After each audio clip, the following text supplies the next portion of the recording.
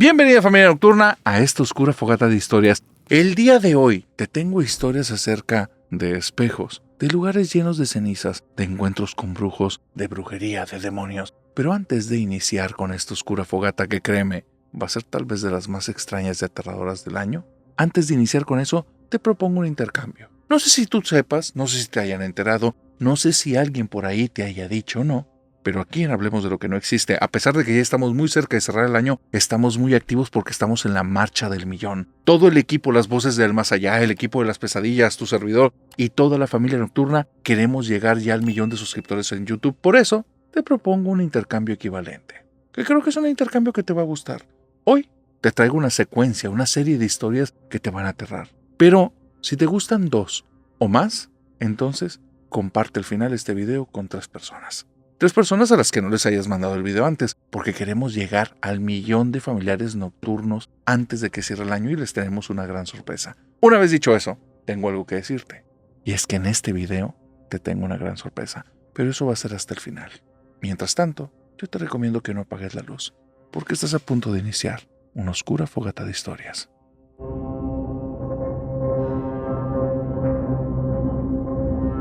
¿Te dan miedo los espejos? ¿Has escuchado historias aterradoras en torno a esos? Porque, ahora que estamos en el cierre del año, me puse un poco nostálgico y me di cuenta que desde hace tiempo no contamos historias relacionadas a espejos. Así es que me fui al WhatsApp de las pesadillas, ya sabes, el número te lo comparto en los en vivos del Sábado de Sombras, pero me fui al WhatsApp, puse la palabra espejo y aquí te van 3 historias con las que me topé que están de locos. La primera historia es una historia muy extraña, que una persona que estaba buscando muebles usados, porque entiendo que él en su trabajo hace como decoraciones, ahí es donde ya no sé, si para personas específicas en sus hogares o si para negocios o algún tipo de evento, pero él se encarga de hacer decorados, no toda la casa, sino zonas específicas, por eso me da la impresión como algo de eventos para fotografía, pero bueno, en un evento que le pidieron, tenía que ver con cosas de 1800 en madera y color gris. Era como las cosas que le dieron de referencias. Eso lo llevó a ir a puras casas de antigüedades, ir a buscar lugares que hubiera diferentes tipos de muebles y cosas que le pudieran servir. Había cosas que él las veía y decía, esto definitivamente no es de 1800, pero parece. Y si parece, me funciona. Y tenía que llevarlo después a un carpintero para que le hiciera ciertas modificaciones. Algunos estaban tan bonitos que tenía que generarles desgaste. Algunos estaban tan desgastados que tenía que repintarlos. Entonces era como un trabajo arduo en el cual hizo como que toda esta fachada de ese lugar, pero comenta que le pasó algo muy extraño en una tienda de antigüedades. Él va de tienda en tienda. Para él es algo habitual. No es la primera vez que le buscan o que le piden que busque muebles antiguos o que tiene que comprar muebles usados. Es parte de su estilo de vida, es parte de su trabajo. Entonces, solo en esta tienda es la única ocasión que le ha ocurrido esto que te voy a contar. Entra en la tienda y siente un ambiente muy extraño. La sensación del lugar era muy tensa, como si allí hubiera ocurrido un pleito, algo pesado, como si hubiera estado un par de personas con una vibra muy densa. Y aunque él no los podía ver, se seguían sintiendo ahí, y te digo personas porque se sentían como presencias pesadas. La persona que atendía, una chica de alrededor de unos 20 años, que se veía muy estresada, y la forma en la que le hablaba era como de forma golpeada, como enojada, y esta persona, que es alguien que tiene como mucho don de gente, mucha facilidad de palabra, en algún momento le pregunta directamente, oye, te noto molesta, ¿pasa algo? ¿O te puedo ayudar en algo? Porque quiero que me atiendas bien y yo necesito como encontrar algunas cosas y va a ser difícil así, y la verdad es que creo que no te he hecho nada. Y esta chica se avergüenza, se pone rojita, y le dice, no, discúlpame, es que no me estoy sintiendo bien hoy, pero no tiene nada que ver contigo, en lo que te pueda servir aquí voy a estar. Y él le dice, está bien, yo entiendo también, todos tenemos un mal día, nada más por favor, tócate el corazón porque tengo el tiempo encima, hay varias cosas y en serio, yo quiero darte un buen trato, pero también pido lo mismo. La chica le mueve la cabeza de arriba abajo, pero ella se ve extraña. Dice que se movía el cuello como para un lado y para otro, se ponía la mano en la nuca y cada ciertos movimientos sonaba un crack, crack, como que le tronaba parte del cuello, como si trajera una cantidad de estrés que hace que los hombros le pesaran y todo lo que ella hacía ya era como que un poco doloroso, un poco pesado, un poco molesto. Pero él vio algo muy raro.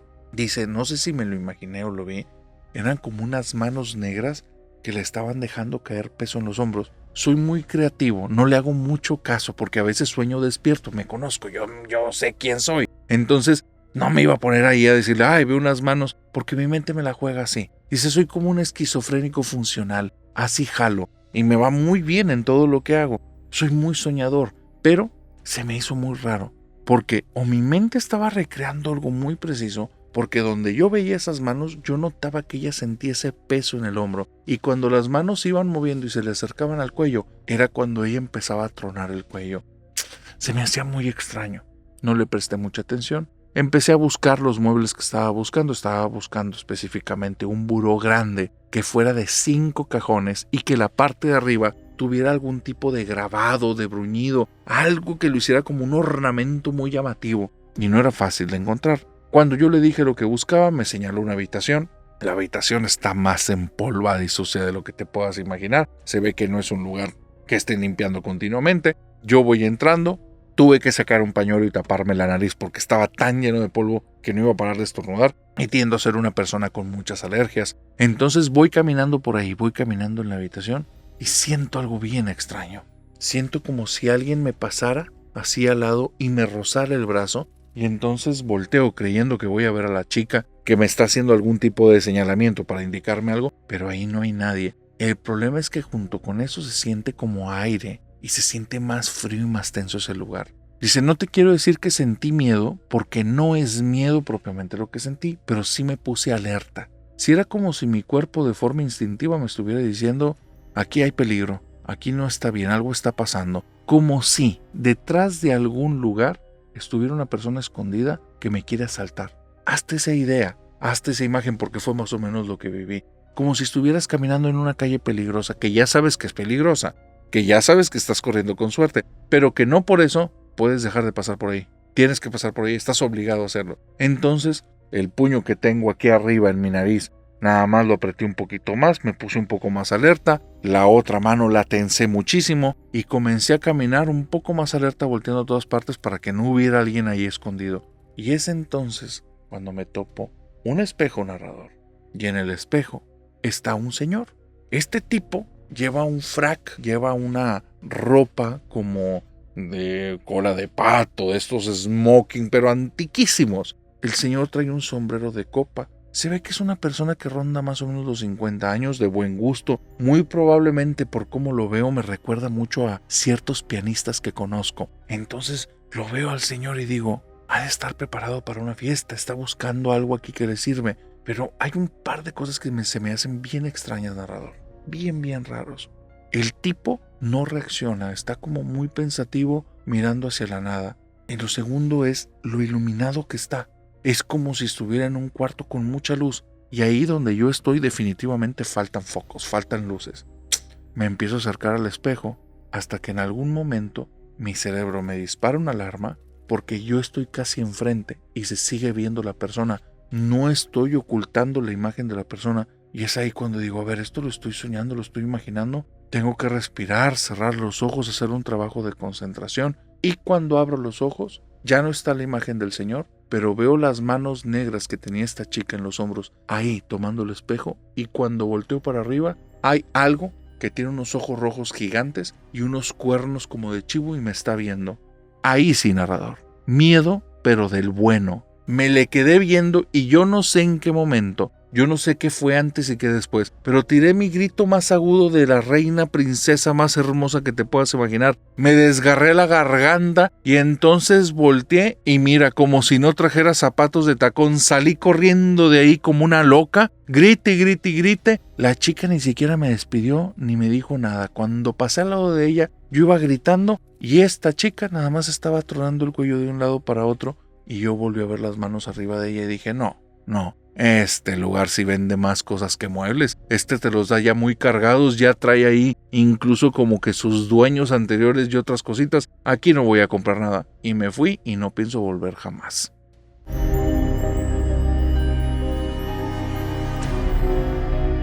Que yo no entiendo el tema de los espejos. Hay muchas historias en torno a ellos. Pero hay una de las que me mandaron que es súper extraña. Una chica, una señorita de más o menos unos 15 años, y esto que te voy a decir le pasó hace más o menos unos 5 años, yo creo que ahorita ya anda rondando arribita de los 20. Pero me dice, vamos a ponerle de nombre a Andrea. Andrea me cuenta que se queda en la casa de su tía. Y me dice que la casa de su tía tenía como que un ambiente muy triste. La tía estaba padeciendo una enfermedad ya muy pesada desde hace un par de años y justamente Andrea está ahí para hacerle compañía. Tiene 2 meses en la casa de su tía cuando se da cuenta que ahora ella también necesita compañía, porque ni es muy buena compañía para la tía, prácticamente es una enfermera de necesidades muy puntuales, porque su tía por el tipo de enfermedad tiene muchos dolores, no quiere socializar, quiere estar sola, no le sirve estar con personas, se cansa mucho, se desgasta demasiado. No te digo que sea la mejor manera de enfrentar estas situaciones, creo que pudiera haber mejores alternativas, pero esto fue lo que vivió ella. Y Andrea me dice, no, narrador, ya después como de mes y medio, la torre, yo me siento muy deprimida, me siento muy triste, tengo muchas ganas de estar con personas, cuando estoy con personas soy una Magdalena, estoy llore, porque me siento frustrada, porque me siento apagada, porque siento que estoy desperdiciando mi vida, porque no puedo ayudar a mi tía, porque la escucho sufrir ahí y no puedo hacer nada. No, una amalgama horrible de sensaciones. Y un amigo bien lindo y bien buena onda me da un PSP, una consola que es portátil, es una pantalla y al lado 2 controles, te lo puedes llevar a todas partes, cargas la batería y ya tiene algunos videojuegos ahí como que dentro de la consola que puedas estar jugando. Y me dice, me lo presta para que me distraiga. Y lo estoy utilizando, no te pases, me volví adicta totalmente. Empecé con juegos de todos, pequeños juegos de aventuras, unos juegos que eran más casi ver una película y pícale un botón y no hacías nada más veías como que una gran trama en la que elegías hacia dónde irte. Otros juegos que se veían más para niños. Y de repente, en algún momento, mi amigo me dice que adquirió uno que ya es viejito, pero que está muy bueno, que si me gustan los juegos de terror. Y yo dije, sí, por favor, necesito emoción en mi vida. O sea, me ha servido mucho, estoy súper adicta. Yo me pongo prácticamente afuera del cuarto de mi tía, estoy todo el tiempo en este videojuego. Y mi tía cuando pide algo le hago caso, aunque ya ha pasado 2, 3 ocasiones que no la escucho. Y ella se tiene que parar para decirme, bueno, mira, un roto por un descosido, la verdad, narrador, porque sí, estaba pasándola ya muy feo, me ayuda. El problema es que ese juego, el juego de terror, está pesado, está muy pesado. A mí me empieza a dar una cantidad de miedo que no te puedo explicar. Y entonces, mi tía un día, que mi tía es muy religiosa, muy religiosa, se la pasa rezando casi todo el tiempo. Yo es algo con lo que no comulgo, es algo con lo que no es tanto mi estilo. La acompaño de repente y así, pero la acompaño un 5% narrador. Y aún así yo siento que me estoy asfixiando en religión, porque no es algo que a mí me guste mucho. Pero ella un día me ve en el juego y aparece ahí un monstruo. Cuando aparece el monstruo, mi tía lo ve y nada más dice, ay Dios bendito, no traigas esos mugreros a mi casa. Se pone a persinarse, se mete a su cuarto y empieza a rezar y yo, ay, en el lío en el que me metí. Me va a estar friegue que ya no juegue eso y mira, dicho y hecho. Todos los días, pero ya no estés jugando esas cosas son del diablo. Eso ya no lo estés jugando, por favor, hijita. Si vas a estar aquí para ayudarme, no me traigas monstruos, no me traigas demonios, no me traigas malos. Y yo, ya fastidiada, narrador. Me escondo el juego, tengo que prestar atención cuando está mi tía y cuando no está mi tía.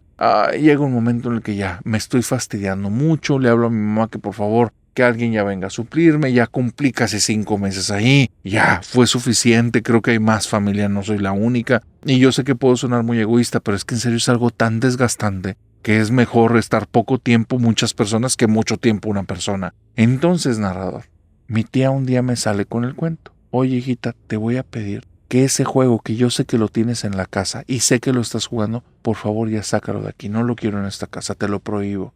Y pues perdí la compostura. Y que le pego a la mesa y que le digo, tía, ya estuvo bueno. O sea, tengo muchos meses aquí, yo le estoy ayudando en todo lo que puedo, ni siquiera le estoy molestando con mis juegos, lo hago porque yo me siento muy triste también. Y ya después ni la voy a poder ayudar a usted, yo voy a necesitar ayuda para mí, por favor usted también comprenda. No lo pongo ni con volumen, no se lo acerco a usted, no lo hago que lo vea, por favor respete. Y en eso mi tía me dice, no hijita, me estás entendiendo mal. Creo que ese juego que estás jugando sí es malo. Y entonces yo le digo, tía, es que usted es muy a la antigua, tía. Usted es más una abuelita que una tía. Todo el tiempo está fríguele con eso y quiere que esté rece y rece. Por favor, ya. Tóquese tantito el corazón. Yo sé que está sufriendo, pero también está compartiendo ya mucho de ese sufrimiento. No se vale. Y entonces mi tía se me queda viendo y por primera vez en meses suelta una risa, narrador. Se ríe y me dice, no, hombre, eres bien dramática, estás peor que yo. Y ya las dos nos ponemos a reír y me dice, mija, te voy a decir algo, no te me asustes por favor. Pero es que desde hace unos 2, 3 días yo sé que has estado jugando y no porque te escuche. Y yo por mí, pues me encantaría que estés jugando porque te agradezco que te estás pasando el tiempo aquí conmigo y sé que no es cosa fácil y sé que yo tampoco le estoy pasando bien, pero te lo agradezco. Dice, pero se me empezaron a aparecer sombras en el cuarto, hija, y eso nunca me había pasado. Y donde me dice eso, narrador, dije, no, ya le pegó la demencia a mi tía. Y ahora sí, ¿qué voy a hacer? Yo ya estaba preparando el reporte, apuntando todo para decirle a mamá, mamá, aquí ocupamos ya a alguien especialista porque si no voy a terminar igual o peor que ella. Y estoy pensando en qué le voy a decir cuando mi tía me empieza a describir cosas ya muy detalladas. Es que estaba acostada en la noche y se sintió que la cama se hundía y sentí que me estaban observando. Y después volteé y ya vi una sombra al lado de la cama y era como un niño. Pero no le vi las facciones ni nada porque era oscuro totalmente, pero era del tamaño de un niño. Y después en el techo había algo, como una persona que estaba como sosteniéndose ahí. No puedo descansar, mija, y yo creo que es por ese juego. Pues la verdad, narrador, yo le dije, no, tía, no te preocupes, ya no vas a sufrir. Hoy mismo regreso el juego, toma que lo iba a regresar. Yo nada más dije, mira, me pongo en el otro cuarto cuando ella y yo le escucha roncar, está bien dormida, ahí lo voy a jugar. Y yo ya estaba pensando en el plan, pero dije, sí, que la tía crea que ya lo devolví. Entonces hasta que hice una cajita, lo metí adentro de la cajita, hice todo el ritual de ese, hoy mismo lo devuelvo, me esperé a que se fuera a dormir, saqué todo de la cajita, me salí de la caja y fui a aventar la cajita a la basura. Y entonces ya cuando salió mi tía dice, ¿y la caja? No, tía, pues ya fui a devolver el juego. No, hombre, el juego lo tenía escondido debajo de la cama. Mi tía ya no tiene fuerza para levantar el colchón. Así es que mira, ahí lo tenía y yo dije, aquí ni lo voy a encontrar. Cada vez que roncaba me ponía a jugar y hubo una noche, narrador, que me dieron las 3 de la mañana. Y estoy hasta las 3 de la mañana, juegue, pero con susto tras susto tras susto, porque entre tanto jeringoleo con el juego, que lleva lo que aquí, que acá, que la tía le gusta, que no le gusta, que lo que sea, pues se me borró y tuve que volverlo a empezar todo. Y bueno, un narrador, pues lo volví a empezar, me dan hasta las 3 de la mañana y yo empiezo a escuchar que alguien está caminando en el pasillo. Me doy cuenta muy tarde cuando se abre la puerta de mi habitación y dije, chinga, ya me metí en un problema. Mi tía me va a ver con el juego, me va a decir que soy una mentirosa y ahora sí ya se me armó la gorda. Y con la cara de más vergüenza, pena y al mismo tiempo con el miedo contenido, porque el juego está muy bueno, volteo a la puerta y que pegué un grito en el cielo. Se estaba asomando un niño a la habitación. No le podías ver el cuero cabelludo, no le podías ver ninguna facción. Era como si una sombra se asomara y se regresara y que me quedo fría. Y escucho pasitos que van de regreso y dije, no, espérame, una cosa es estar jugando y otra cosa es esta fregadera, ¿qué es eso? Y abro la puerta, narrador, y veo sombras de niños y de adultos, pero no van caminando, no van arrastrándose, es como si se movieran en cámara rápida y todos van a la habitación de mi tía. Y dije, no, ahora sí me metí en un broncón, ve lo que le hice a la pobre, dejo el juego allá, me voy a la habitación de mi tía y cuando abro la puerta, mi tía está asustada, arremolinada, así aventada en la esquina de su cama, y alrededor de ella se ven como sombras, pero es bien raro, es bien difícil decirte lo que vi porque no son sombras que están fijas, es como si hubiera destellos y de repente están y de repente no, y de repente son 3 y de repente es 1 y de repente ya no hay nada. Entonces logro ver a mi tía y después algo me tapa los ojos. No sé cómo madres tuve el valor para meterme en esa habitación. Y entonces cuando llego, me siento en la cama, mi tía pega un grito en el cielo, le digo, tía, soy yo, me da un abrazo, empieza a llorar. Yo no sé qué pasa en mi cabeza y en mi corazón. Yo siento que sentía tanta culpa que le ganó al miedo porque estoy ahí con ella y en eso me señala un espejo y me dice, él es el que me estaba molestando la vez pasada en el techo. No, hombre, yo ni quería voltear. Y donde volteo, narrador, está un espejo que da a una ventana y se ve desde la ventana una sombra con unos ojos rojos. No sé qué sea, no sé si era una persona o no, pero son unos ojos rojos, imagínate como unos puntitos brillantes, y está ahí, y entonces me le quedo viendo y volteo a la ventana está vacía, tiene la cortina puesta, y del lado del espejo la ventana está abierta y el sujeto está asomado, y nada más le tapé los ojitos a mi tía y le dije, vámonos de aquí, y nada más empiezo a gritar, no nos haga nada, ya quédense con el cuarto, y me la voy llevando, y mi tía va en una combinación de casi llorando y risa porque me dice, eres bien tonta, y yo, ya cállese tía, usted también, ahorita las dos nos tenemos que salir de aquí, y ustedes no nos estén molestando, ya quédense con el cuarto de mi tía, y cierro la puerta, narrador, nos vamos a la sala, y llegando a la sala, Ahí, como si hubiera venido un choque en el tiempo, yo empiezo a gritar como loca y me empiezo a rascar todo el cuerpo porque me dio una ansiedad que ya no podía contener. Y mi tía carcajeándose y nada más me dijo, ay, mija, cuando acabes de rascarte llámale un padrecito. Después de eso, mi tía se fue a vivir a la casa de mi mamá. Yo no volví a pisar ese lugar. Le regresé al videojuego a mi amigo y le dije, sí sabes lo que me prestaste. Y él yo creo que nunca me entendió. Así es que si escuchas esta historia, me diste un juego que traía algo más que el maldito juego. Gracias.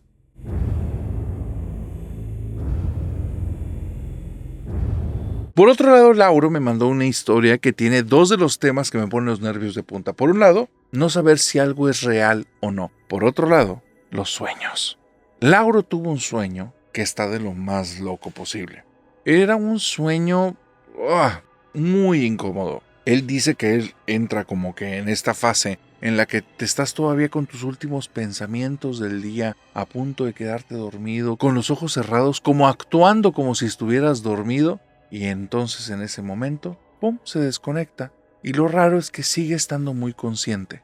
No sé si te ha pasado en algún momento que es como si abrieras una puerta y simplemente entraras a otra realidad, pero sigues estando ahí totalmente en el aquí y en el ahora. Él ve de repente enfrente una casa, que la casa se ve en muy mal estado, y es como si viera una película, pero al mismo tiempo como si estuviera viviendo ahí.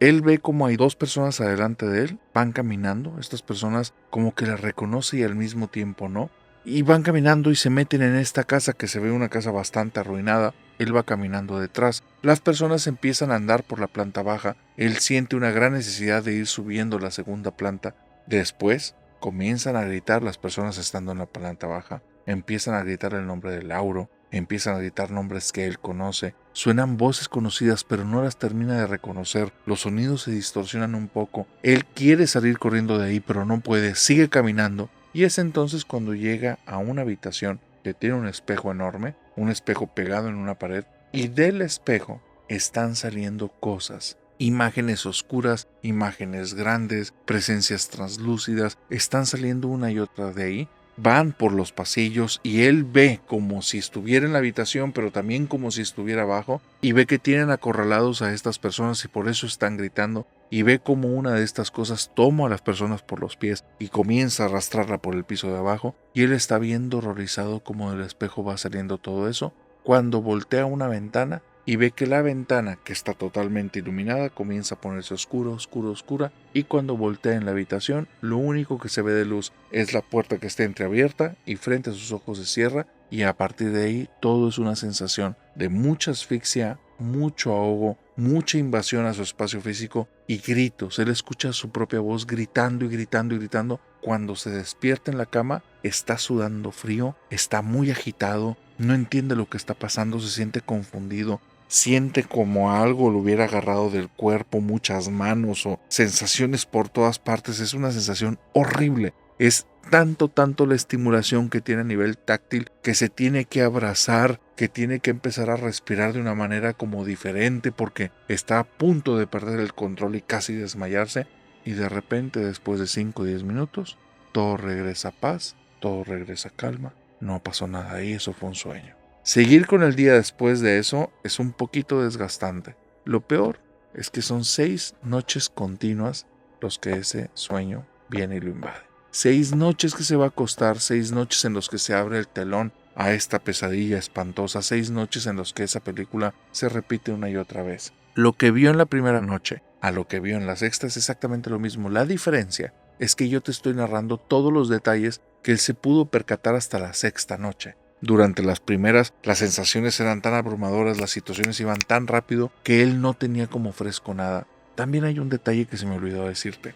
Cuando él se levanta, ya en su cama después de esta pesadilla, son cerca de las 6:30 de la mañana. Es hora de ponerse a trabajar, es hora de ya de vestirse, darse un baño, salir y ya irse al trabajo. Entonces va muy cansado. La sexta noche que pasa esto, ya se nota él desgastado, tiene ojeras, está malhumorado. En el trabajo ese día lo notan como, no sé, en un mal plan. Y 2 compañeros lo invitan a que si los quiere acompañar como que una aventura, salir de la rutina. Él les pregunta que no tiene muchas ganas de socializar y le dicen, pues no te vendría nada mal, hombre, te ves mal y no es por fiestero, algo te está pasando tal vez traes mucho estrés por el trabajo y él no quiere contarles este sueño porque pues es una niñería, una pesadilla que te pone de malas, pues ok.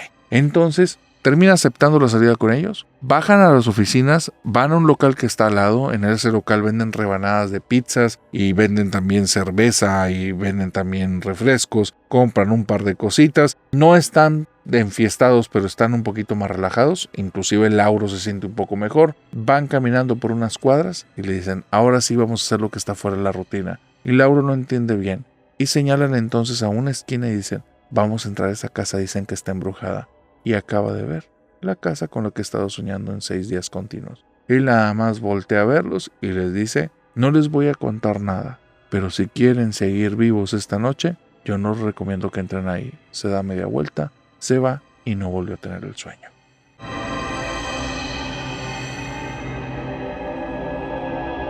Mariana me mandó una historia que desde el inicio me encantó. Y ella me decía, narrador, a mí me gusta lo paranormal, pero por puro amor apache. Puro amor y odio, puro hacerme daño. Y dije, a ver, ¿de qué se trata esto? Me contó una historia que está muy fuerte. Y me dice, para empezar, yo entiendo por qué recalcas muchas veces que hay que ser prudentes en este campo de lo paranormal. Y es que yo viví de cerquita junto a mi papá una imprudencia que estuvo a punto de costarnos todo. Resulta que nuestra querida Paulina, cuando tenía alrededor de unos 6, 7 años, tenía una relación muy bonita con su papá. Su papá es una persona que ahora, cuando ella ya es adulta, ya lo ve de una manera distinta y entiende que él tal vez tiene algún tipo de espectro de autismo, de Asperger. Cuando ella era niña, simplemente escuchaba a su mamá quejarse mucho de que su papá era muy serio, que casi no hablaba, que por qué no era más social, que por qué no era más cariñoso.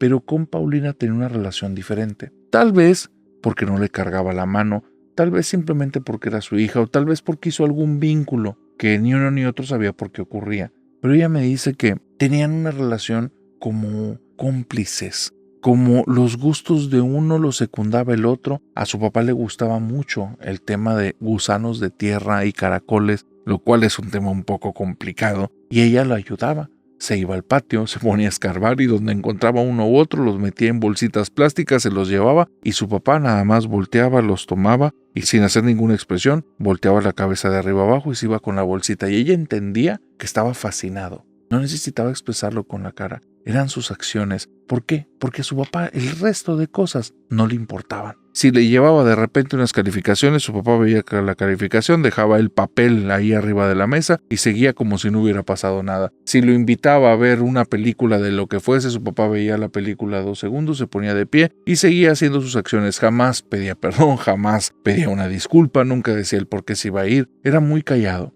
Y ella un día ve una película, que no sé si es película o caricatura, que tiene que ver con los cazafantasmas. Y cuando lo ve, que vuelvo a decir, como había caricatura, no sé exactamente qué es lo que vio esta niña, pero cuando lo ve, el papá ve que está tan fascinada que le preguntó, ¿te gusta? Y ella le dijo, sí, mucho, mucho. Y se dio cuenta que su papá le estaba prestando mucha atención porque le dijo, ¿y quieres ser cazafantasmas? Y ella le dijo, sí. Y entonces el papá movió la cabeza de arriba abajo. A partir de ahí, comenzó una de las épocas más bonitas, aterradoras y complicadas en la vida de Paulina, y te vuelvo a decir, esto le ocurrió cuando tenía unos 6, 7 u 8 años. El papá empieza a buscar lugares que en la ciudad tengan algún tipo de historia. Se la lleva a un centro comercial que ya está cerrado, que no tiene nadie viviendo adentro, es un lugar, pues no es seguro y no puedes entrar, pero él habló con un guardia de seguridad, le pagó un poquito de dinero, el guardia le aseguró que es un lugar tranquilo, que no hay gente adentro, que está muy hermético, muy cerrado y que les permite estar adentro 2 horas. Paulina llevaba una libreta, llevaba una pluma y llevaba una lámpara de cabeza. El papá llevaba una lámpara en la mano y con la otra mano agarraba firmemente a Paulina y le decía, vamos a buscar a las brujas y a los fantasmas para que seas una cazafantasmas. Y se iban caminando por los pasillos. El papá no sabía qué estaba buscando o qué no estaba buscando, pero dice ella que en ese centro comercial se escucharon en un piso arriba unos pasos que iban corriendo y después sonó el grito de una mujer. Y el papá voltea con Paulina y le dice, ¿ese es un fantasma? Y ella voltea y le mueve los hombros como diciéndole yo no sé. Y el papá mueve la cabeza arriba abajo. En lugar de salirse, comienzan a subir al 3er piso. y van viendo de local en local, locales abiertos, locales cerrados. No son tiendas que tengan nada armado, es un centro comercial que tiene mucho tiempo abandonado. Hay polvo, hay un poco de inmundicia, suciedad, sí hay un poco de insectos y de repente cuando hay una cucarachita por aquí o por allá, el papá en lugar de quererlas matar o alejar a la niña, se les queda viendo fascinado, porque le gustan los insectos. Llegan al tercer piso. Paulina va de la mano del papá y van siguiendo en donde sonó ese grito. Y dice Paulina que lo que logra ver es, dentro de uno de estos locales que está totalmente abierto, ve una silueta que se mueve y se esconde. Y su papá se le queda viendo a ella y le dice, espérame aquí. Camina unos pasos, se asoma dentro del local, el papá voltea a ver a Paulina y nada más le mueve la cabeza diciéndole que no, y empieza a caminar hacia Paulina, le agarra rápido la mano y empiezan a caminar hacia las escaleras y empiezan a bajar y de repente la carga y van bajando muy rápido y Paulina le dice, papá, ¿está todo bien? ¿Pasó algo? No, ¿qué papá? ¿Pasó algo? ¿No pasó algo? No está todo bien, vámonos. Y va el señor, camina, inexpresivo, llega afuera y donde llega la parte de la puerta está tocando y dice, ábrame ya, ya me voy a salir, ábrame ya o tumbo la puerta, ábrame ya y de repente se abre y mi papá sin dirigirle la palabra a esta persona, me sale cargándome en los brazos, se sube al carro y narrador, aunque mi papá no lo expresaba con la cara, iba agitadísimo. Empezó a mover las manos así, y después las agarraba y se empezaba como si estuviera aplaudiendo y después me volteaba a ver y se apretaba las manos y otra vez se volteaba a ver las manos y las empezaba a mover y después ya empezó a respirar y empezó a respirar normal y ya entonces volteé y le dice, ya no quiero que seas cazafantasmas. Y entonces ya nunca me quiso llevar a ningún lugar, pero me encantaría decirte que ya acabó la historia. Lo que ocurrió es que algo había en ese lugar, no sé qué era, pero en mi habitación en varias ocasiones cuando yo llegaba, llegué a ver a una mujer en la esquina de mi habitación, una sombra, pero era de una mujer.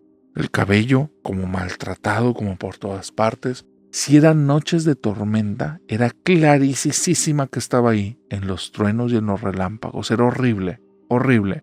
La sensación de la mujer estaba muy clara cuando yo iba y le decía a mi papá, papá, nos siguió desde el centro comercial, se iba caminando al cuarto, se encerraba allá adentro, empezaba a mover cosas, no hablaba, no decía nada y nada más salía a veces pálido y me decía, hoy te duermes con nosotros. Y así, durante casi un año, narrador, esa persona se estuvo apareciendo en la casa. Mi papá empezaba a tomar apuntes de cosas, empezó a poner ajos en las puertas, empezó a poner hebillas en las puertas, empezó a traer libros de oración y me decía, léelo tú.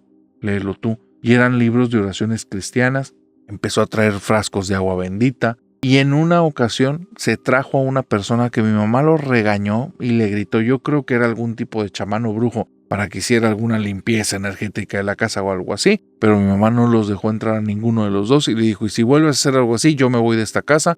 Mi papá nada más volteó y me dijo, hija, ya no quiero que seas cazafantasmas, los fantasmas nos están siguiendo para acá. Y ya no volvimos a hablar de ese tema.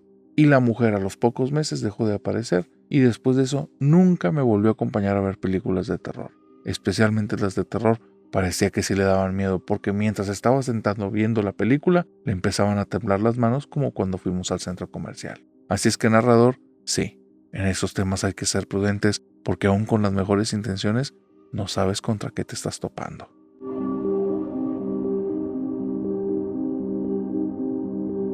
Marcos tiene 50 años al día de hoy.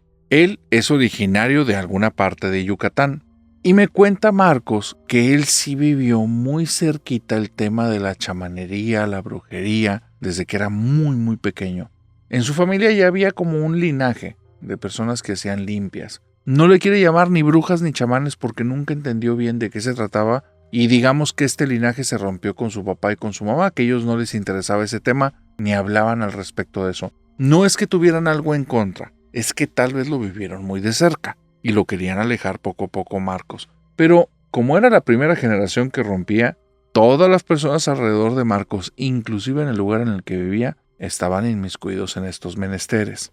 Te digo todo esto para que entendamos un poco este ecosistema en el que está Marcos, que va a ser un ecosistema súper complejo. Es una casa en la que vives con dos personas, que esas dos personas son la autoridad a la cual tú debes de respetar, porque es parte de la tradición y aparte son tus guías cuando eres pequeño, me refiero a papá y a mamá, que alrededor de la casa prácticamente a todos los ven como potenciales enemigos. A Marcos lo crían desde pequeño diciéndole que no se acerque a los vecinos, que no tenga contacto ni con la abuela ni con el abuelo, que no tenga contacto con los tíos. ¿Por qué? Pues a usted no le toca saber eso, lo que le toca saber, Marcos, es que no se debe de acercar. Y las cosas eran así, muy duras, pocas palabras, pocas explicaciones. Marcos inquieto, Marcos aventurero, Marcos vive en un lugar en el que, mira, las restricciones de papá y de mamá son no hablar con los vecinos, va. Pero meterme al monte, ¿eso qué les importa? Y va y se escabulle y se mete al monte Marcos. Pero trepar un árbol, ¿ellos qué les importa? Eso no me lo prohibieron. Y Marcos aventurero a todo lo que da y se trepa en árbol y se sube al cerro. Pero ¿sabes qué? Solo. Y es un niño muy solo, muy solitario. Es un niño que vive mucho en sus pensamientos, que vive mucho en las ideas. Es un sujeto muy intelectual, que se conoce mucho. Fue descubriendo de dónde venían los sentimientos, qué lo hacían sentir tal o cual cosa, la relación con papá, porque a veces no debía de hablar en ciertos momentos, y cuáles eran los momentos precisos para que papá tuviera más percepción, fuera más abierto o se pusiera menos violento. En el caso de mamá en ocasiones era muy ruda con sus palabras, pero si yo le decía estas 2 o 3 cositas o le traía estos 2 o 3 detalles, mamá me trataba mejor. Marcos se vuelve una persona muy perceptiva del entorno. Empieza a entender cosas. A veces cuando va al cerro, algo se siente raro, algo está extraño aquí, que no sabe, pero se confía mucho en su intuición. Su intuición la ha salvado de tantas nalgadas como no puedes tener idea. Su intuición la ha salvado de una cantidad de regaños que no te puedes imaginar. Sus papás no lo quieren llevar a la escuela. En ese lugar, en ese espacio específico geográfico, la escuela también ellos la ven como muy contaminada de todo el tema de chamanería y magia. Te vuelvo a decir, no es un tema de bueno y malo, es un tema de que sus papás quieren separarse de esas temáticas y están muy metidos en un ambiente relacionado a eso, entonces todo lo ven como un potencial enemigo y eso los lleva a tomar decisiones por sobre su hijo y eso hace que Marcos durante ciertas temporadas ni siquiera vaya a la escuela. Te vuelvo a decir, un niño muy solitario. Marcos es muy perceptivo de los papás, perceptivo de los lugares, perceptivo de los vecinos. Hay una vecina que le genera un par de cosas. En ocasiones, porque ya para este entonces Marcos tiene más de 10 años, la ve y se le hace muy bonita. La vecina es una mujer más o menos de la edad de su mamá, pero a diferencia de la mamá, es muy delgada, muy delgada. Es bastante alta. Aparte tiene unos labios carnosos muy llamativos y la tez, la piel de la mujer, antes era un poco oscura, pero ahora tiene manchitas y tiene muchas partes blancas. Y eso extrañamente a Marcos se le hace muy lindo, muy atractivo. Es como si fueran motitas. Le gusta. Ya se ha descubierto él en varias ocasiones, sentado en la acera muy cerquita de la casa de esa vecina, esperando que ella salga y camine. Te vuelvo a decir, no es una niña, es una adulta de la edad de la mamá de Marcos, pero siente ahí algo. Y la vecina en varias ocasiones, como que queriendo y no, solo pasa caminando, pasa cerca de Marcos y le entrega en un palito, como atravesando una manzana y una manzana como cocida al horno. Y Marcos nada más extiende la mano ni le da las gracias y empieza a comer. El día más soñado de Marcos, y lo va a recordar durante muchos años, fue cuando esta mujer le puso la mano sobre su cabeza. Cállate, que ese día todo el tiempo no se quería ni meter a bañar. La sensación de los dedos en la cabeza, la sensación cálida de la mano, era algo que lo hacía sentir bonito, querido, amado, aceptado, pero también le generaba cierto estremecimiento que puedes entender. Le gustaba a esa mujer, le gustaba mucho. Y él era un niño, y la vida seguía avanzando. Y el tiempo va pasando. Y ella y él nunca se hablan, nunca se dirigen la palabra, tampoco es como que ella lo esté buscando. Es una mujer que parece que simplemente tiene atenciones, pero lo tiene ubicado en el radar.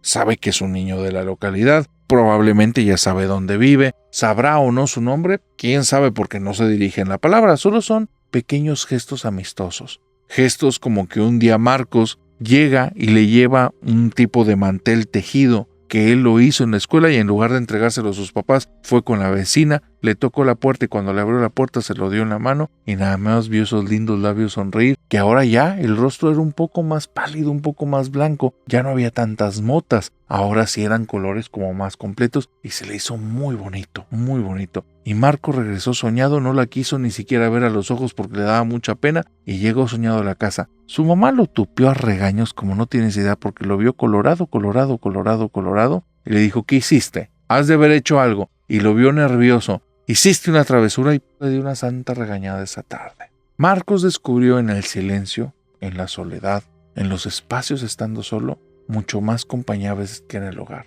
Cosas que pasan, ¿por qué toman esas decisiones a veces los adultos con los niños? No sabemos, a veces es lo que traemos. ¿Quién sabe qué historias vivieron mamá y papá? Tal vez ellos están siendo la versión más dulce que pueden si vemos los pasados y las cosas que ellos vivieron. Porque Marcos, cuando me cuenta la historia, en ningún momento habla mal de ellos, en ningún momento se expresa con rencor. Se ve que es algo que ya ha trabajado, que ya ha tratado, que ya sanó.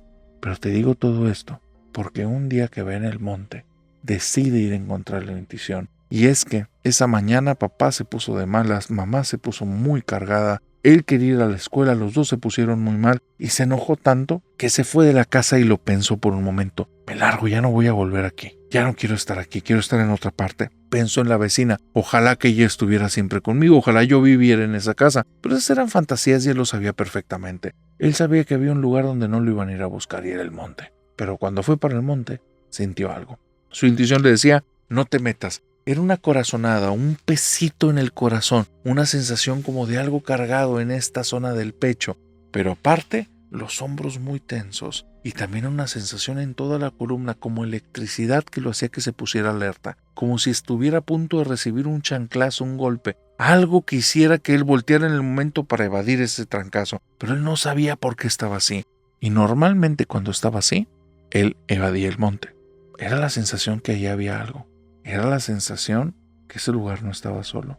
Pero ve tú a saber, Marcos por primera vez decide meterse para allá, está muy molesto. Es un muchacho al final de cuentas, ya para entonces tiene tal vez 11 o 12 años, está en este monte, va caminando y de repente a lo lejos ve a un chivo. Este chivo se ve muy grande, empieza a acercarse hacia él, empieza a caminar muy rápido y cuando ya lo tiene muy cerquita, y muy cerquita te estoy hablando unos 20 metros, de repente pasa algo muy raro. El chivo, que él estaba seguro que era un chivo, es bastante más grande y parece más bien un toro.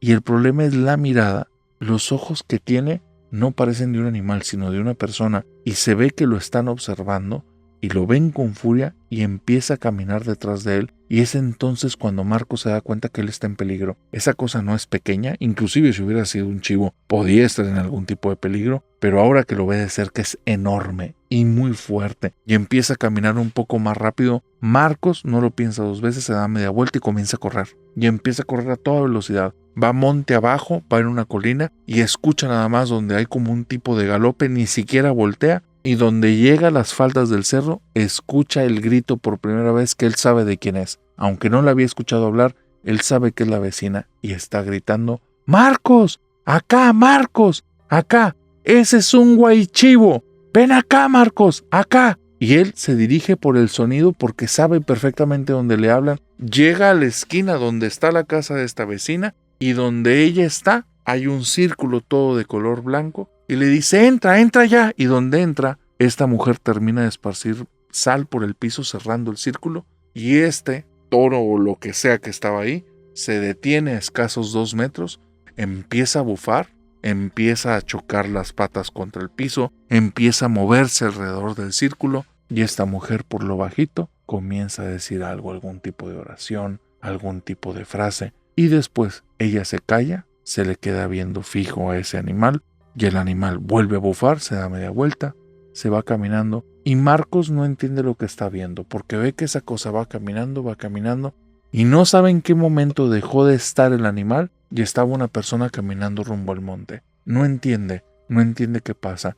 Está muy agitado, tiene mucho miedo. Él lo único que quiere es estar bien. Estuvo a punto de arrollarlo, un animal enorme que no lo hubiera contado. Se salvó por los pelos, quiere abrazar a esta chica, a esta señora, quiere darle un abrazo y quiere darle un beso y quiere sentirle y quiere volver a sentir su mano y quiere saber cómo se llama y al mismo tiempo quiere gritar y quiere llorar y está hecho un manojo de emociones y esta mujer nada más se agacha, se pone casi en cuclillas, le da un abrazo y le dice: ten cuidado porque lo mandaron por ti. Tus papás te están protegiendo, quédate con tus papás.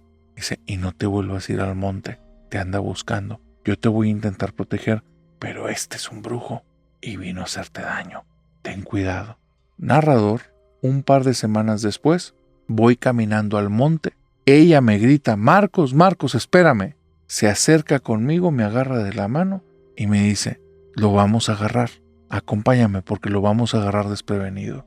Vamos caminando y de repente ella me dice: aquí está. Se agacha al piso, agarra con las manos una serpiente y cuando le pone la segunda mano encima, la serpiente se pone como rígida, como si fuera un bastón. Se la trae caminando a la casa, es una serpiente como de coralillo.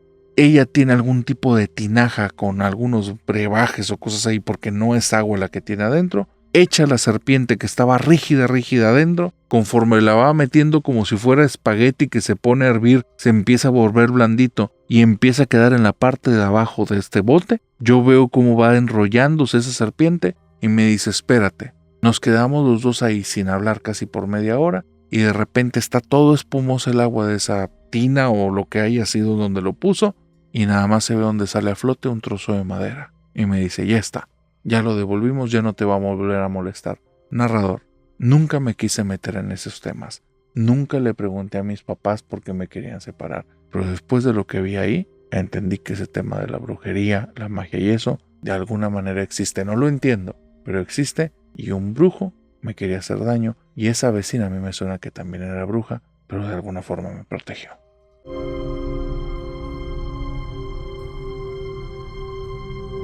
Edmundo, o Mundo, como lo conocen todos sus amigos, me dice que él vivió una situación entre traumática y confusa cuando tenía alrededor de 25 años, y de esto ya pasaron un par de decaditas. Resulta que Edmundo, él viene de una familia que está como muy desunida. Su papá y su mamá eran personas, los pone sumamente conflictivas, no eran personas muy sociables, y de hecho él nunca tuvo una buena relación con ellos. Él tiene 2 hermanos que desde pequeños se llevaron horrible y cuando apenas tuvo edad de salirse de la casa, de ser como que cierta mayoría de edad, se salió y él empezó a hacer su vida aparte y no tiene relación con nadie. De estas familias venían tanto el lado paterno como el lado materno, abuelos, tíos, primos, todo eso. Y él prácticamente los conoció un par de veces de pequeño, pero ya, no más. Salvo su abuelo paterno. Su abuelo paterno, durante un tiempo cuando él se sale de casa, lo acogió en su casa y tenía cierta relación, pero nunca lo inspiró bien, nunca le dejó como que un buen sabor de boca. El abuelo se había divorciado muchos años atrás, decían que era un tipo muy egoísta y malvado, pero él dice: ay, narrador, es que es bien confuso cuando vives en una familia que es tan problemática, y lo tengo que decir, yo vine a romper, yo no quiero vivir ese estilo de vida que vivieron en mi familia, pero era una familia que hacía conflicto y conflicto fuerte por todo. Tíos que en ocasiones terminaron en la cárcel, primos que terminaron en la cárcel, hacían un montón de cosas que no estaban bien. Yo no me siento parte de eso, nunca me sentí parte. Mis papás también son personas sumamente conflictivas, pero bueno, mi abuelo, cuando me voy a vivir con él, pues yo le estoy agradecido, me abre las puertas de su hogar, pero me doy cuenta que eso que dicen que él, que es una persona muy egoísta, yo diría que no era alguien egoísta. Diría más bien oscuro, alguien muy oscuro. Mira, te lo voy a decir, yo me considero una persona bien neutra, súper neutra. Por lo mismo de donde viví, aprendí que hay muchos mundos, y mundos bien feos. Entonces, no soy quien para estar juzgando a los demás. Lo que sí sé es lo que yo quiero para mí. Mi abuelo es una persona que se dio mucho el tema del esoterismo. He conocido a lo largo de la vida N cantidad de personas en ese mundo. Te lo puedo decir, y esto con uso de razón, hay de todo. O sea, hay personas que son de un corazón enorme, bien lindos y bien buenos, y lo que están buscando en ese tema del esoterismo es el bienestar de ellos y de los demás. Hay personas que son bien viles y bien malas, y te venden la idea de que están buscando el bienestar de los demás, y lo único que están buscando es el bienestar de ellos, y a todos los demás se los llevan. Me los he topado y los conozco. Hay gente que no le importa, narrador, y te muestra desde el principio sus colores oscuros. Y esos colores oscuros, te digo, personas que están dispuestas a todo con tal de obtener lo que ellos quieren, y a quien se lleven, se llevaron. Y hay personas peores. Hay personas que se consideran que están por arriba de todos los demás, que consideran que todos los demás van a ser escalones para lo que ocupen. Buscan poder, buscan dinero, pero a toda costa. Y de la forma cualquiera se vale siempre y cuando ellos ganen. Bueno, yo pondría otro rubro más. Y es también, ¿en qué crees? Mi abuelo, todo lo que veías en su casa parecía sacado de películas de terror narrado. Todo.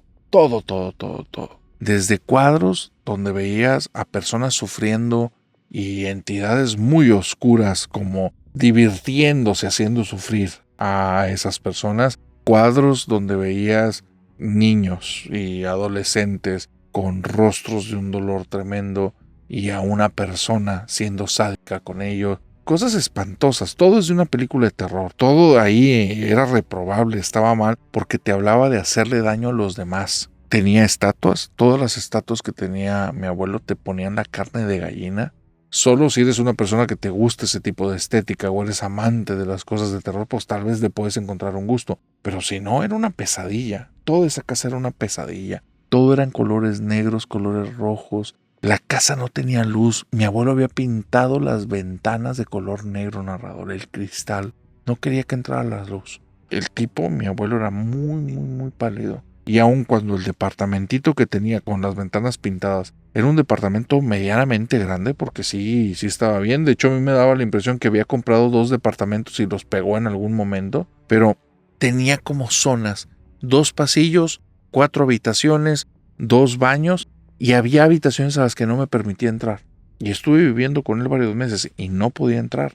Y te estoy hablando que ya era mayor de edad. Y le preguntaba qué había ahí y ni siquiera me lo quería decir. Te vuelvo a decir, vengo de una familia conflictiva, entonces yo dije, ¿sabes qué? No metas las narices donde no te toca, porque te puedes topar con algo en lo que te incriminas y después tú vas a terminar junto con él. Mejor nada más, vive aquí en la estancia, en lo mínimo que puedas y te vas en la primera. Pero, narrador, es que te lo tengo que decir, la casa era rara. La sala que tenía mi abuelo eran 2 sillones y alrededor había altares llenos de velas, estatuas por todas partes, cuadros por todos lados, símbolos en las mesas, símbolos en los sillones. Nunca lo iba a visitar nadie, todo el tiempo estaba solo, tenía una biblioteca. Todos los libros eran de puros temas relacionados con cuestiones esotéricas. No te quiero decir brujería porque es cerrarlo a una cosa. Era más que eso, peor que eso y peor en un sentido de que te digo, yo estuve ahí y ese tipo no estaba buscando nada bueno para nadie más que para él. Y él se sentía, o sea, tenía una vibra mala mi abuelo.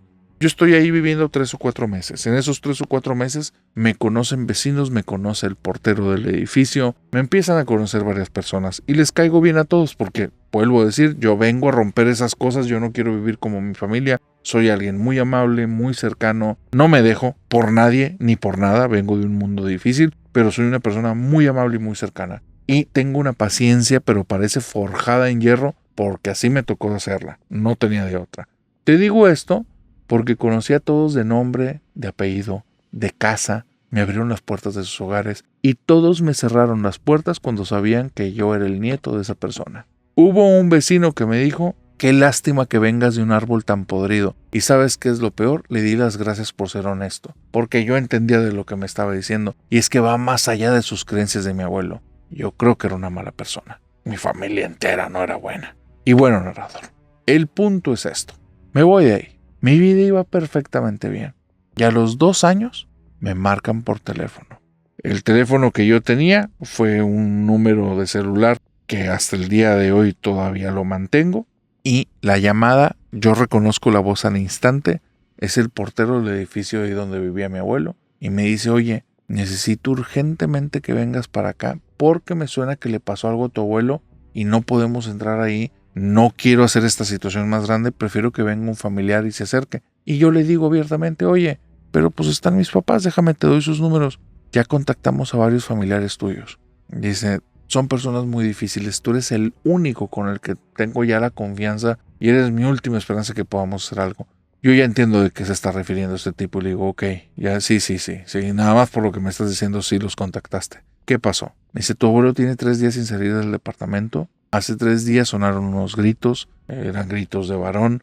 Toqué la puerta ahí, hemos estado vigilando. No quise llamar a las autoridades porque tu abuelo es una persona muy conflictiva, y no queremos hacer esta situación más grande. Los vecinos están de acuerdo, todos nos alarmamos con esto, pero ya van 3 días. Si no viene una persona entre hoy y mañana, vamos a llamar a las autoridades y que alguien venga a ver qué pasó, pero van a allanar la casa y pues no sé qué vaya a pasar, por eso te estoy hablando. Está bien, voy para allá. No llego ese día, narrador, llego el día siguiente. Yo ya vivía bastante lejos del lugar y tampoco iba a hacer grandes esfuerzos por el abuelo. Y tampoco quería estar en esa casa en la medianoche. Entonces, al día siguiente llego en la mañana, me presento con el portero. El portero le habla a varios vecinos que yo conocí hace tiempo, me ven con vergüenza. Te digo que todos me cerraron las puertas. No hubo ninguno que me dejara las puertas abiertas al final. Pero ellos llegan, me saludan bien. Me piden disculpas, yo entiendo por qué me lo están diciendo eso, les digo que no hay problema y me dicen que si quiero compañía o que si yo voy solo. Y les dije, miren, como yo tengo mucho tiempo sin estar aquí y no sé qué pasó allá, inclusive si quieren llamen a la policía y entramos juntos. No quiero que me incriminen, yo sé que no eran personas fáciles y no sé qué andaban metidos. Entonces, llamen a la policía y vámonos todos juntos para adentro, que todos seamos testigos. No quiero que me incriminen en nada. Pues narrador, le hablan a la policía, llega 2 horas después, yo ahí estuve platicando con varios vecinos, se pasaron a disculpar como si fueran, pero cállate, o sea, era una fila de personas, uno tras otro llegaba y se disculpaba conmigo y se disculpaba, es que tú siempre fuiste diferente, pero no, cuando nos dijiste que tú eras familiar de él, nos pusiste en una situación muy complicada y con todos yo también les dije que no se preocuparan, que eso quede en el pasado, les di una tarjeta de mi nuevo negocio porque yo ya tenía un par de añitos ahí emprendiendo y me estaba yendo muy bien, al final siempre he sido alguien bien luchador y la vida ya me ha sonreído desde que me separé de mi familia y bueno, todos estábamos ahí, 2 vecinos que han sido como los jefes del grupo de vecinos y así, son los que se unieron conmigo, vamos con el policía y el policía me pide por favor que si él puede ir adelante, porque si llega a ver alguna escena, él va a poner el alto y entonces ya las cosas se hacen bajo otro protocolo. Le digo que no tengo problema, yo voy ahí fungiendo como familiar, pero no tengo ninguna relación con ese señor ni con ese lugar, todos aceptan, todos vamos bien, mi único miedo es que me incriminen de alguna fregadera que se vayan a topar adentro, narrador. Abrimos la puerta y todos los que estábamos ahí nos quedamos helados. Te lo voy a describir así. El departamento de mi abuelo, te dije, era un lugar negro y rojo, todo, lleno de símbolos, lleno de altares, cuartos prohibidos que no sé qué tuvieran, pero todo de ahí era una película de terror en todo su mobiliario y todo. Ahora era gris absoluto, pero no era porque hubiera cambiado algo, era porque todo estaba cubierto en ceniza, todo estaba cubierto en ceniza, narrador. Paredes, piso, todo. Era una cantidad de ceniza que no te puedo explicar. El policía no entiende qué es lo que está pasando y se ve que no le interesa el protocolo porque comienza a caminar. Yo voy detrás de él. Los vecinos se van por otro pasillo y este hombre ni le importa. Era muy impactante la escena. Nos topamos como con cera o no sé qué cosa, un símbolo en el piso. Arriba de ese símbolo había un montículo de ceniza, pero un montículo grande, te estoy hablando, no sé, 10, 15 o 20 kilos de ceniza, o sea, un montículo enorme y seguimos caminando por ahí. Toda la casa, todas las habitaciones están llenas de eso. Uno de los vecinos tira un grito y sale corriendo, el policía va a ver qué fue lo que pasó, yo mejor me detengo en el pasillo, me asomo nada más como que ver un poco por los cuartos, era el lugar exactamente como cuando yo lo vi. Y cuando me voy a uno de los cuartos prohibidos, me topo con algo que tampoco es como que me fuera a mí a dar la gran sorpresa. En uno de los altarcitos tiene mi fotografía de niño, de joven y de adulto, y me tiene puestas unas cadenas y me tiene puestos como un bozal y hay cosas escritas y dije, siempre fueron así mi familia, hacer daño a los demás y yo probablemente en sus creencias estúpidas yo iba a hacer para él algún tipo de sacrificio, pero mira, la vida me ha mostrado que lo que me quiso hacer este viejo nunca lo logró. Así es que nada más lo vi y fue como que ya me lo sabía. No es más decepción de la que ya tenía. Por eso me abrió las puertas de seguro, para tenerme ahí cerquita. Pero pues no pasó nada. En el cuarto reconocí un par de fotografías más de familiares, mi papá, mi mamá, cosas de ellos. Yo te digo que esa familia era un problema enorme. Y bueno, narrador, yo estoy muy tranquilo hasta que vuelvo a escuchar el grito de otro vecino, me voy para atrás para ver qué pasó, y donde están ellos en el pasillo central, donde vimos esos signos en el piso que te digo que eran como con cera o algo así, mueve este vecino, estaba como que moviendo la ceniza, el montículo enorme, y abajo están los lentes de mi abuelo y un sombrero que él usaba. Y todos se quedaron impactados. Yo creo que lo interpretaron como si él se hubiera vuelto ceniza y ahí estuviera el cuerpo. Yo nada más te voy a decir algo que sí me tenía impactado. No hay habitaciones, puertas escondidas o formas de salir de ese lugar si no es por la entrada principal. Lo vieron entrar, en las cámaras está, entra al lugar. 3 horas después escucho un grito, las ventanas están todas pintadas de negro, no se puede ver por fuera, nadie vio nada, pues está todo pintado de negro, pero jamás encontraron a mi abuelo y sí dijeron que las cenizas muy probablemente correspondían a ropa y a cuerpo humano. Ahora, ¿qué carajos fue lo que pasó ahí? Ni siquiera me quiero enterar.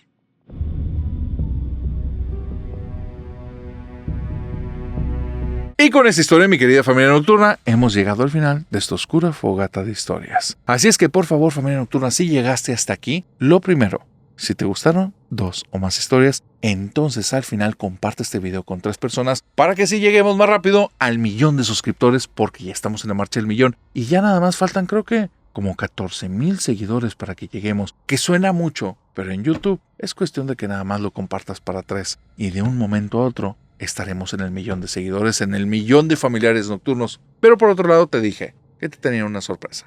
Y es que aquí terminan los videos normales de este año y comienza a partir de a partir del siguiente Sábado de Sombras, comienzan los videos especiales, porque vamos a tener especiales de Navidad y de Año Nuevo que van a estar abrumadoramente aterradores. Así es que antes de llegar a esos momentos especiales, permíteme decirte algo. Y es que de aquí a que nos veamos en el Sábado de Sombras, que el Sábado de Sombras es el último no especial del año, te deseo que tengas dulces pesadillas.